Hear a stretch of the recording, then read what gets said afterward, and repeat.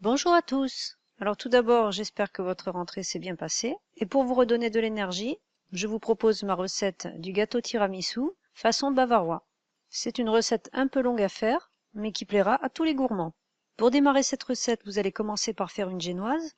Vous prenez 2 œufs et vous séparez le blanc des jaunes. Vous battez les jaunes avec 50 g de sucre jusqu'à ce que le mélange blanchisse. Ensuite, vous allez ajouter progressivement 30 g de farine.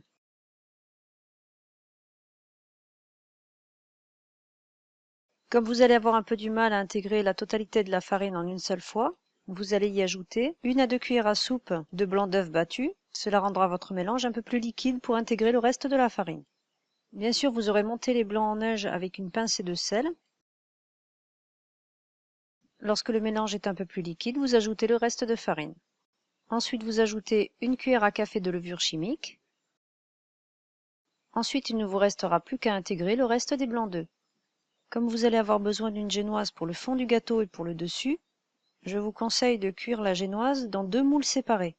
Si vous n'avez pas le choix, faites-le dans un seul moule, mais comme le gâteau ne sera pas très épais, vous allez avoir du mal à le couper en deux. Vous versez la moitié de la pâte dans chaque moule beurré et fariné, puis vous enfournez les 2 moules à 170 degrés pendant 12 minutes.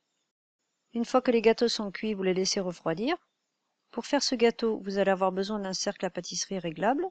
Vous placez le cercle à pâtisserie sur un plat de service, puis vous déposez la première génoise. Ensuite, vous allez devoir mettre un film tout autour de votre moule afin que le gâteau se démoule bien. Alors vous avez deux possibilités.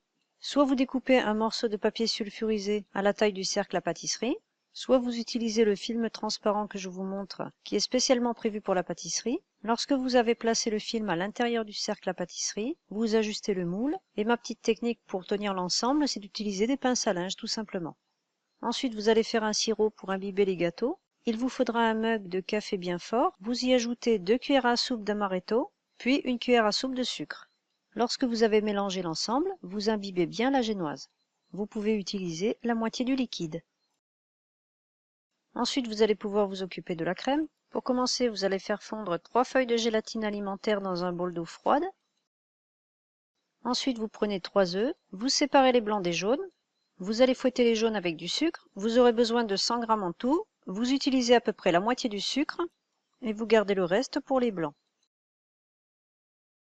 Lorsque le mélange a blanchi, vous ajoutez 250 g de mascarpone. Vous mélangez l'ensemble au fouet. Une fois que la gélatine a fondu, vous allez la dissoudre dans 75 g de crème liquide entière que vous aurez portée à ébullition.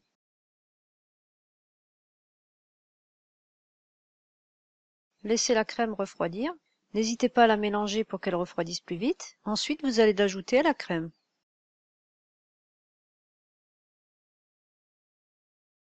Il ne vous restera plus qu'à intégrer les blancs montés en neige. Pour monter vos blancs, n'oubliez pas la pincée de sel. Et lorsqu'ils sont bien fermes, ajoutez le reste du sucre. Vous aurez une crème bien épaisse. Vous n'avez plus qu'à intégrer les blancs à la préparation.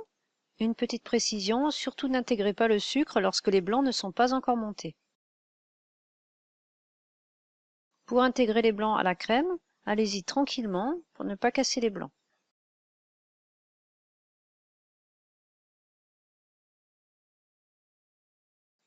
Ensuite, versez les 3/4 de la crème dans le cercle à pâtisserie.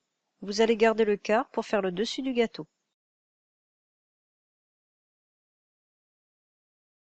À ce stade, vous pouvez enlever les pinces pour finir le gâteau. Le cercle devrait tenir. Vous posez la deuxième génoise. Comme la première, vous allez imbiber la seconde génoise avec le reste du café. Vous n'avez plus qu'à verser le restant de la crème et à lisser le tout avec une spatule.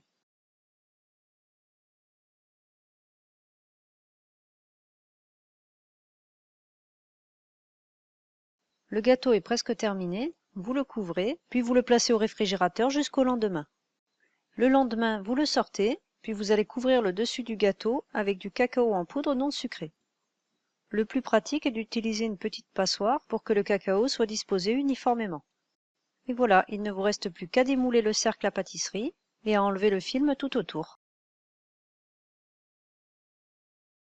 Comme vous pouvez le constater, ça fait un gâteau bien net. un petit nettoyage pour enlever le cacao en excédent tout autour de votre plat de service. Et votre gâteau est prêt à être servi. C'est un gâteau qui peut faire office de gâteau d'anniversaire ou bien tout simplement pour le goûter. J'espère que cette vidéo vous a plu. Je vous souhaite à tous un très bon appétit et je vous dis à bientôt pour de nouvelles recettes.